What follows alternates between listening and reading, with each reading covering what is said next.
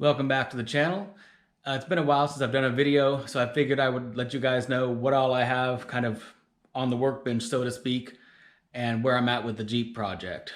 So, with the weather finally getting nice and sunny and warm again, I want to get this thing out on the road, but it's got a few issues. It runs, but it's not running well.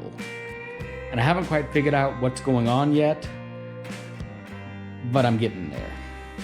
You guys are probably gonna see a video pretty soon of a millennial trying to learn how one of these guys works and how to actually do all the tests. I've been reading the manual, and I don't know, they wrote them different back in the day when people were more used to things without computers, I guess. So I've actually had to watch a couple of YouTube videos of other people using something similar to this to do all their tests and how to actually do those, whether the vehicle's running or not, stuff like that. So I'll be working on that. One of the things I ran into on the timing side of things, quickly clear the hood off and just kind of show you guys. So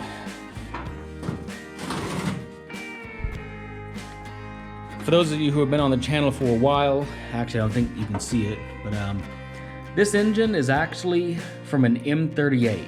It's much newer than the CJ2A. So right over there on the inspection hole where I'd be able to see the timing marks, there's an engine casting in the way, so I can't really time it that easy. And the pulley is from a CJ2A, not from an M38. So I don't have any kind of timing marks to work from on there, so that makes it all a little bit more difficult to do. And I'm gonna have to get this thing set the top dead center and make my own timing marks and figure that out. I actually already tried. I did pick up a timing light and tried to figure all that out, but what the real solution is gonna be is one of these guys. This is the timing marker off an M38, and it would go here on the front plate. My lighting is not good right now, excuse that, but basically somewhere in here, that thing would bolt up and it would point to a certain place on the pulley. I would need to set this thing to top dead center on cylinder 1 and make a corresponding mark on the pulley so I can figure out my timing and make sure it's where it needs to be. That's coming soon, I hope, because the weather's actually in that weird state in Arkansas where it's getting warm, almost hot, but it's not quite humid yet. And these are those few days, or maybe even just a few weeks that I really want to actually get driving this thing because it's perfect weather for it, really. Also on the list, I picked up a couple of new headlight bezels. The ones I've got, Patina's putting it nice. They're kind of rusted, but that works out pretty well because over there hanging out inside, I have a Project Grill. It was one of those impulse buys. It didn't come with headlight buckets, but I was able to get one off of the CJ2A for them. And I accidentally picked up the wrong one off eBay. That's from a CJ3B, not a 3A as it said it was. And 2A and 3A are interchangeable. 3B is not. So I get to figure that out. That's gonna become a wall hanger once I bend it back into shape. I guess while we're in here, suspension overhaul. It's all here. Leaf springs, C-shackles, U-bolts, pivot pins, and shocks. I might have accidentally bought another set of shocks because I forgot that I already bought those. So I'm gonna be selling my spare set pretty soon. Oops. But yes, this thing is in dire need of a suspension overhaul. If you've been on the channel for any length of time, you've probably seen that it doesn't quite sit level. It kind of sits with the passenger side down.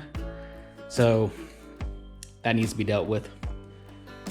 I still have this T90 case that's cleaned up and ready to go, and I'm gonna have to swap out all my internals from the leaky one. And on the topic of leaky, that leak hasn't gotten any better with time. That's not great. I also need to swap out the fuel filter, because despite that being a brand new tank, that filter's got a bunch of sediment in it. Don't know what that's all about. Though I've heard a lot of horror stories about these Omex tanks. The insides are just not, I don't know, not made well, not sealed well. So inside that tank, it's probably starting to rust already, even though it's not even like a year and a half old, I think. Oh wow, it might be 2 years old. This project just took a lot longer than expected. So that's about where we're at. It was a long winter and I did not get anywhere near as much stuff done as I wanted to, but I'm hoping with the nicer weather, I'll be out here some more, overhauling the suspension because it sure needs it. I guess the one other thing I failed to mention was all the windshield overhaul stuff. I've got the windshield to cowl seal, the inner windshield to outer windshield seal, the seals for the glass. It's all in that box. This windshield is not from this Jeep. I've covered it in the past. This is a very early civilian, probably a 45, maybe early 46. You can tell by the square washers and the military Jeep style windshield props here instead of the little lollipop ones that the later CJ 2As and 3As had. Bubba has been here. I'm gonna have to decide if I want to grind down these rivets and take it out or what. But that's gonna need to be addressed. And of course, just for drivability, that windshield is cracked. The layers have delaminated and gotten foggy in the middle. That's not dirt, I have washed it. That's between the layers of glass. So that's just gotta get dealt with. That's just safety. Plus, I don't know what they were thinking with this like 1.5 inches of blue tint here. It doesn't do much when you're driving. But yeah, windshield overhaul soon. Suspension overhaul soon. Getting the timing done right soon. Hopefully getting the thing running and idling better. It still idles too high. I'm not quite sure what to think on that. And I guess I did pick up another PCV for it because the existing one, we cleaned it. I'm not convinced it's working right. I don't think it's doing what it needs to do. So that's where we're at with the project. This video ended up longer than I expected it to, but that's where we're at. So thanks for watching. Hopefully in the coming weeks, there'll be more to talk about and we'll get this thing driving again, maybe off-road. We'll see once the suspension gets done, but thanks again and I'll see you on the next one.